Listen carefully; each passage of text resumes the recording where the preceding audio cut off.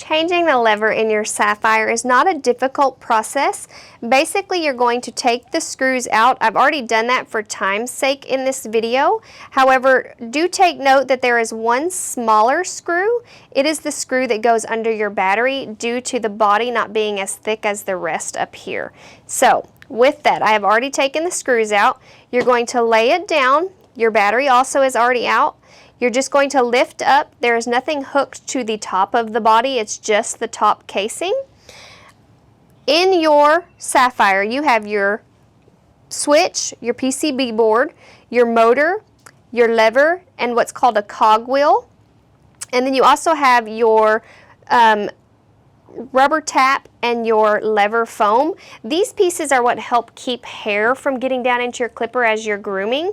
It helps to just kind of keep everything clean and out of your clipper. To change this lever, this should be done every 4 to 6 months. You'll be able to tell when your lever is needing changed. You may start seeing corn rolls in the fur. Your freshly sharpened or new blades may not cut as well. This is very easy to change out. You simply just pull up on your lever. It pops off. It's just setting on top of this cogwheel. This little foam piece, we call it the lever foam.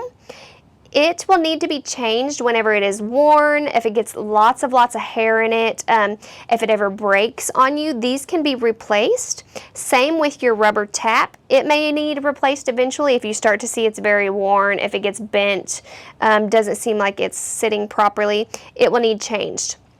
The other important thing when changing your lever, you want to make sure that your new lever, that's what I have here, gets grease in it, just like this one has grease in it.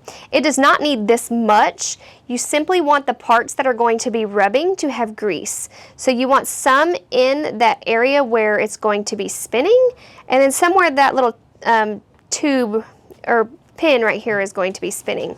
So you want to have the grease in there. It does not take a lot again. Make sure you put your lever foam back on. You're going to just push it down on there.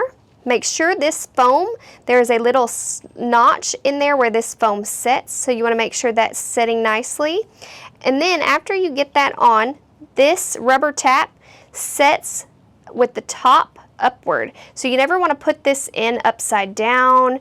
You always want to make sure it's at the back of your lever, because that is what's helping keep the fur out of your clipper. Once you have all that changed, you've greased it, you're going to just put your casing back on your clipper. You're going to start at the top of your Saphir and work your way down, putting your screws in as you go. You will make sure you put your screws in. They do not have to be super tight. You're just going to put them in hand tight to where they are properly holding your body together.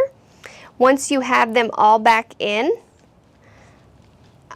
for time's sake, not going to put them all back in for you. I'm going to show you again. The small one goes under your battery. So your last one you put in would be this one by your battery. Once you have all of your screws in and you have your small one in, then you would put your battery back in and you would turn your clipper on and you're good to go. You from there would just take care of your blades and oil them before you use them, and that is how you've changed the Saphir lever. I hope you enjoyed that tip. Be sure to reach out to petstore.direct for any of your sharpening and servicing needs. We are always here to help.